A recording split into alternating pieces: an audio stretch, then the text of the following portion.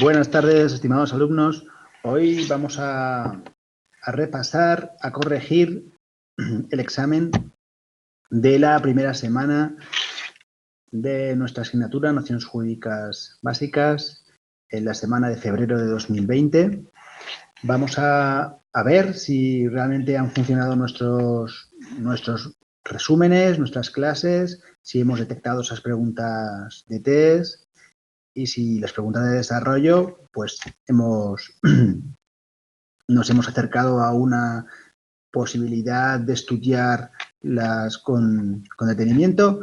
Así que vamos a avanzar y vamos a ver cómo ha sido ese examen de la primera semana, si nuestros resúmenes y selección de preguntas de otros años ha servido para algo o poco. Vamos a ver. Bien, este es el examen que vamos a analizar. Primero las preguntas de test y luego entraremos en las de desarrollo. Ya veis que tenéis 10 preguntas de test. Algunas ya vemos que nos pueden sonar. Pues bien. Las preguntas están corregidas con párrafos cogidos del mega resumen que está colgado en el vídeo mega resumen, al que podéis también acceder y que tenéis colgado el enlace con el PDF para poder descargarlo. Aquí tenéis. Bueno, primera parte, preguntas. Primera pregunta. En Roma, los que aconsejan a los ciudadanos sobre las acciones a ejercitar para hacer efectivos sus derechos son A. Los senadores. B. Los jurisconsultos. C. Los censores. Pues bien, como veis, efectivamente eran los jurisconsultos los que aconsejan a los ciudadanos cómo ejercitar sus derechos mediante acciones, legisacciones. Esta pregunta cayó en septiembre de 2018 y en febrero de 2014. En los juicios prevalece la iniciativa de los litigantes. Pues bien, ya veis que esta pregunta ya cayó otros años, la teníamos subrayada como rojo, como importante y que podía volver a caer, y efectivamente la primera pregunta ha caído. La pregunta número 2, tenemos las nuevas leyes creadas por Justiniano se recogen en la obra denominada, y tenemos instituciones, B, novelas y C, digesto. Pues bien, aquí tenemos una selección en rojo de que esta pregunta efectivamente podía caer, y aquí tenemos concretamente las novelas o nuevas leyes justinianeas, es decir, creadas por Justiniano. Estaba como efectivamente, pues se recogen en las novelas. Las nuevas leyes se recogen en las novelas. Pregunta que cayó otros años, en febrero de 2018 de reserva, septiembre de 2018 reserva, y también en otros años, 2016, 2014, 13. Era una pregunta, un párrafo en el que habían caído muchas preguntas de test y por eso lo teníamos especialmente señalado. Y la pregunta 2 también está en nuestro resumen y también en una pregunta de las que podía caer y que había caído otros años. Y seguimos con la tercera de las preguntas. Pues bien, los sistemas jurídicos que consisten en derechos escritos y compilados en un cuerpo o código se denominan. Tenemos A, abiertas, B, cerrados, C, casuísticos. Pues muy bien, como ya sabéis, efectivamente los cerrados consisten en derecho escrito y compilado en un cuerpo o código. Estas preguntas también cayeron en febrero de 2018, reserva de 2018 y 2015. Efectivamente es una pregunta que teníamos muy señalada. Sabéis los sistemas abiertos, los sistemas cerrados, la importancia que desde el principio señalamos, y efectivamente también lo tenemos en el mega resumen. Muy bien. Más cuestiones. La 4.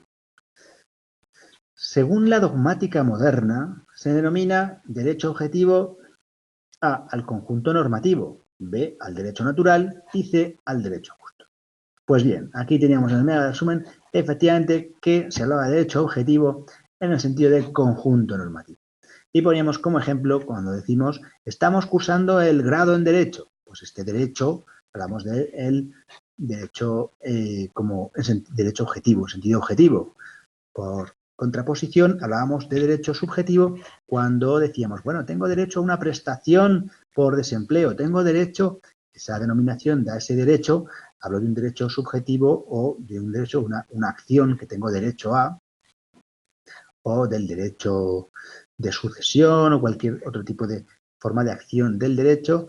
Y en este caso nos referimos a un conjunto normativo como grado en derecho, ¿no? También no la teníamos en rojo en el mega resumen, supongo que porque era una pregunta relativamente sencilla.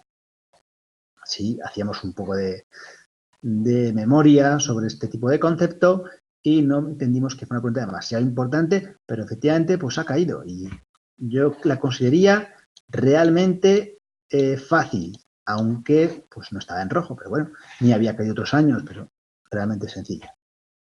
Vamos a la 5.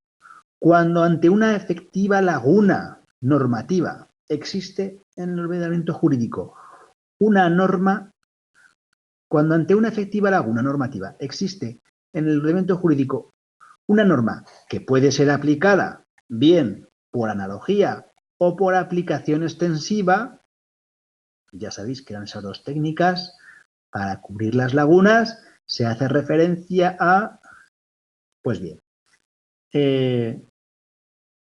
¿veis? Tenemos A, coherencia, B, plenitud, C, ambas. Pues bien, en nuestro mega resumen tenemos que efectivamente el año pasado, en 2019, y también en el examen de reserva, pues cayó también pues estos dos rasgos, ¿no? La coherencia y la plenitud. En este caso, la cualidad que ante una efectiva laguna por se cubre por analogía o por aplicación extensiva es una cualidad relacionada con la plenitud del ordenamiento jurídico. Así que efectivamente nuestro resumen ha funcionado de nuevo porque teníamos señalado como muy importante, efectivamente repetida de otros años. Bien, vamos a ver la pregunta 6. Cuando el ente público interviene desde una posición de superioridad sobre se denomina derecho general, derecho público, derecho privado. Pues bien, pues la diferencia es razón del interés. Entonces, cuando el ente público actúa desde una posición de superioridad sobre el particular, aquí está la respuesta, entendemos que se denomina derecho general, derecho público, derecho privado, pues derecho público, efectivamente, derecho público es la respuesta correcta a la pregunta de cuándo interviene superioridad. Recordar que ya poníamos de ejemplo el derecho sobre contratos con esas prerrogativas que tiene la administración que se vienen llamando tradicionalmente el ius variandi y el factum principis, es decir, esas prerrogativas que tiene la administración con esa superioridad en defensa del interés de la cosa pública, pues bien, derecho público, la B. Lo teníamos contemplado en el mega resumen y señalado como importante, aunque no había caído otros años, pero lo teníamos como importante. Bien, vamos a la pregunta 7. En la Roma de los pretores, jurisconsultos, senado o emperadores, en Roma los pretores, jurisconsultos, senado o emperadores son A. Fuente de producción o material del derecho. Fuentes formales de derecho. C. Fuentes de conocimiento del derecho.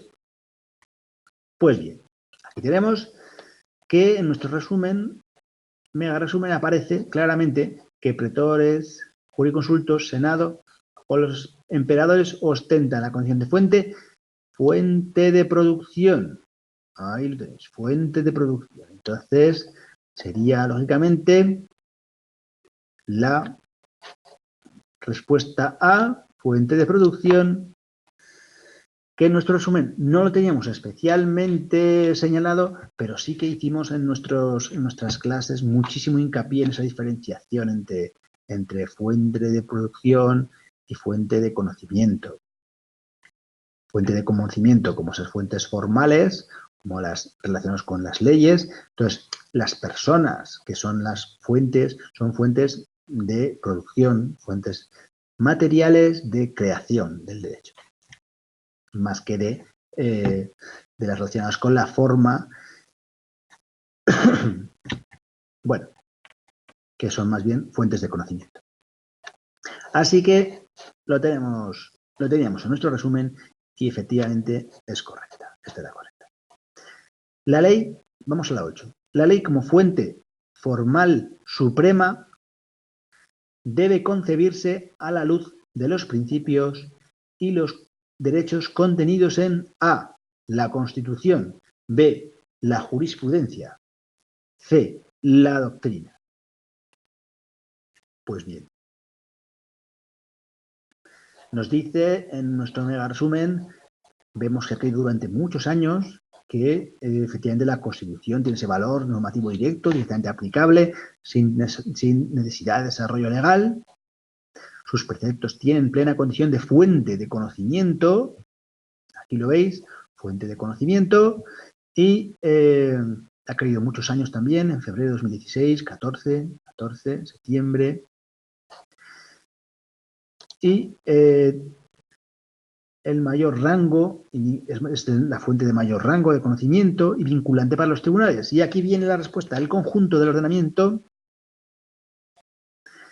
y la ley, como fuente, ha de interpretarse de conformidad con el texto constitucional. Es verdad que eso se refiere a la Constitución como fuente formal suprema. En otro párrafo así lo hace, que se refiere como fuente formal suprema a la Constitución.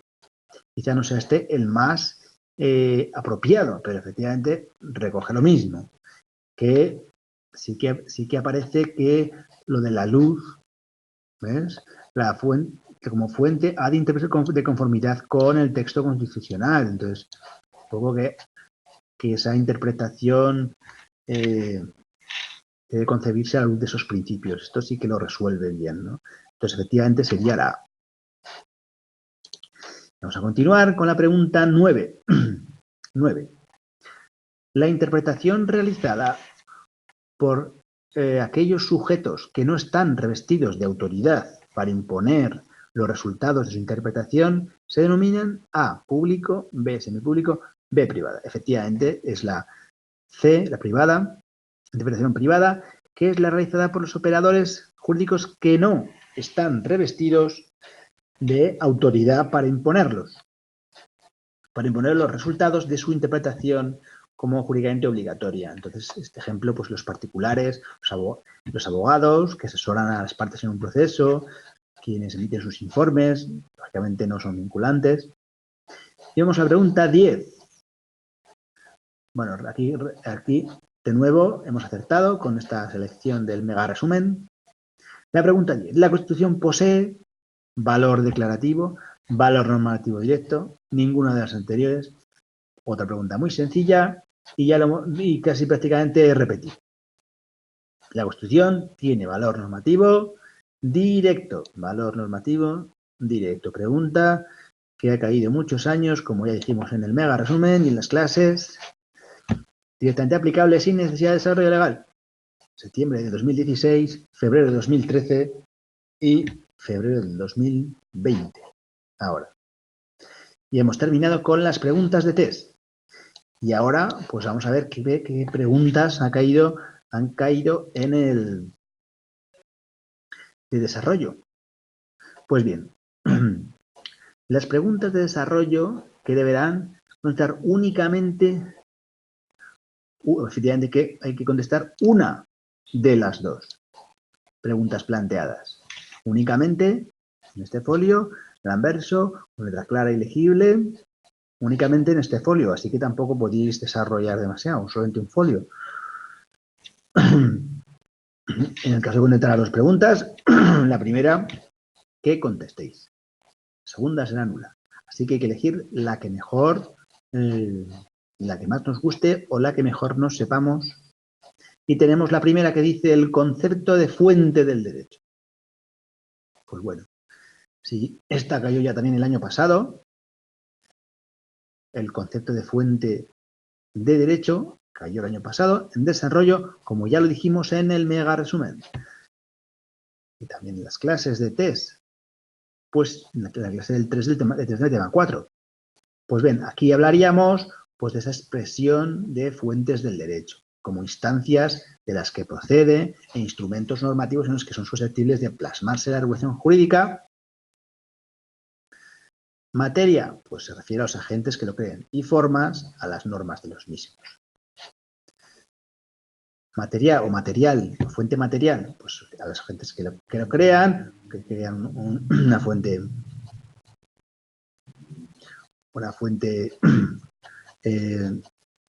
formal y fuentes y formas, las mismas, pues que son fuentes, cuando se hablamos de fuentes formales o fuentes de conocimiento. Bueno, aquí también teníamos esa, lógicamente hay que desarrollar algo más que lo que nos dice esta aproximación crítica y podemos hablar, también sería conveniente desarrollar un poco más sobre el asunto de las fuentes de conocimiento, las fuentes de producción y las fuentes de conocimiento. Así como hablábamos de las fuentes materiales, pues según quién lo crea en el derecho, los agentes creadores o instancias, entonces serían fuentes de producción. Y fuentes formales, mediante las formas en que se manifiesta el instrumento que se plasma, que son las propias normas, en sentido amplio. Fuente de conocimiento serían, pues, fuentes de conocimiento. ¿Qué más podemos desarrollar en ese folio? Pues bueno, pues sería interesante pues, poder desarrollar pues, la antigüedad y la Edad Media, como esas fuentes. Pues en Roma, pues los pretores y consultores pues tendrán la condición de fuente de producción, pues porque ninguno de ellos era en exclusiva, pues dictaban leyes, edictos, opiniones y conformaban un orden jurídico complejo. En el derecho medieval, las fuentes de producción y de derecho pues derivan de las correspondientes fuentes de conocimiento, las leyes, las bulas, los fueros, sin clara relación jerárquica. Hay un alto grado de heterogeneidad, de fragmentación del derecho en el medievo. Por eso se habla de que la nota común a los siglos XIV y XV pues es el pluralismo jurídico, en cuanto a esa pluralidad y coexistencia de fuentes, tanto de producción como de conocimiento. Luego dará paso al monismo jurídico una vez que el Estado moderno se confirme como la única fuente de producción del derecho.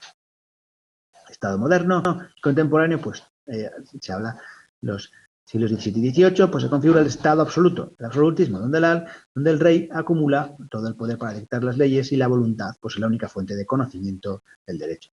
En la cual está la voluntad del monarca. Bueno, pues seguiríamos con ese desarrollo que ya conocéis. Y en la actualidad, pues está el Estado como fuente única de producción y la ley como fuente de conocimiento, pues ha dado paso a la aparición de nuevas fuentes. ¿Por qué? Pues porque que cuestionan esa exclusividad del Estado como única fuente de producción. Entonces tendríamos, ¿por qué? Pues por tres motivos: por la integración, la globalización y la desregularización o privatización de distintos sectores del derecho. Pues tendríamos así que por la integración, ¿en qué? Pues en la Unión Europea pues, ha producido pues, una recepción del derecho, una integración del derecho europeo en nuestra legislación. La globalización, pues también es el caso de las normas, las prácticas y usos de la Organización Internacional del Comercio, también las prácticas y usos, es una nueva lex mercatoria, pues la entrada de los Incoterms, ¿no? Para regularizar las relaciones entre los distintos de las mercancías en un mercado cada vez más globalizado. También la desregularización y la privatización, bueno, pues abriendo, ¿no? los conflictos a su resolución mediante arbitraje, laudos, conciliación, mediación, que ya pues quiebran un poco la exclusividad del derecho del Estado como producción, ¿no? Como fuente de producción. Bueno, y como segunda pregunta a elegir estaba tipos de interpretación. Pues bueno, aquí, francamente, en nuestro mega resumen creo que hemos acertado, subrayándola como muy importante, tanto porque cayó en febrero de 2019, el año pasado, en septiembre de 2019, en febrero de 2016, en 2014. Una pregunta que ha caído muchísimos, los últimos 4 años ha caído esta pregunta. Y nos dice que en estos tipos de interpretación, pues tenemos en relación de la fuente vinculante, es decir, la fuerza que tiene el que le interpreta y que se puede distinguir entre privada, pues que la hacen aquellos operadores que no están revestidos de autoridad, como los abogados, la interpretación pública, pues la que hacen los órganos unipersonales o que tienen competencia para imponer su interpretación y que se divide en administrativa judicial y también en razón también al intérprete. Pues el intérprete pues puede ser auténtica, que es la que hace el mismo órgano autor del texto, la interpretación judicial, que es la que hacen los órganos judiciales, interpretación cautelar, que según Díaz Picazo, pues es la que hacen cautelarmente pues los que asesoran a las personas y que evitan cautelarmente que se llegue a esos conflictos que lleguen a los tribunales. La interpretación doctrinal que hacen los teóricos del derecho, pues que tienen pues, el prestigio intelectual que les da pues esa interpretación investigadora docente de los teóricos. Y en razón del resultado, que puede ser pues, extensiva o restrictiva. Si la interpretación extensiva es aquella pues, que amplía el alcance de la norma a supuestos no comprendidos en su tenor literal y que permite resolver lagunas. Y la interpretación restrictiva es la que limita, dentro de la estricta literalidad, pues de modo restrictivo las normas que esta interpretación restrictiva pues es la que limita, ¿no?, a la literalidad. Y, lógicamente, pues especialmente en la interpretación que se hace de normas sancionadoras. El caso más evidente es el de las normas penales que no pueden ser interpretadas de forma extensiva o analógica. Pues bien, hasta tal punto acertamos con nuestro mega resumen que os facilitamos un curioso esquema muy visual para responder a esta pregunta. Así que muy visual, ahí veis con esos dibujitos en razón a la fuerza, el intérprete o el resultado, ¿no? Entonces, aquí hicimos este magnífico esquema que espero que os haya servido, que os haya resultado curioso y que os haya llevado a estudiar este pequeño esquema y que, pues, para desarrollarlo en un folio que os haga pregunta de desarrollo está bastante interesante. Pues bien, acertamos de nuevo con la pregunta de desarrollo en nuestro resumen con un esquema que resolvía la complejidad de estas definiciones sobre los tipos de interpretación. Así que, pues, revisado el examen, podemos decir que nuestro material, pues, y lo que hemos preparado para vosotros os ha podido servir si habéis prestado atención a los documentos que os hemos ido facilitando. Así que aquellos que hayáis hecho un buen examen, pues bueno, agradeceros que hayáis visto los vídeos, hayáis cogido los apuntes, os hayan servido y hayáis hecho un buen examen. Muchas gracias a todos. Espero que nos sigamos viendo en próximos vídeos en el segundo parcial y que pues tengáis mucha suerte y mucho ánimo, que vamos a seguir trabajando para que podamos superar esta asignatura. Muchas gracias.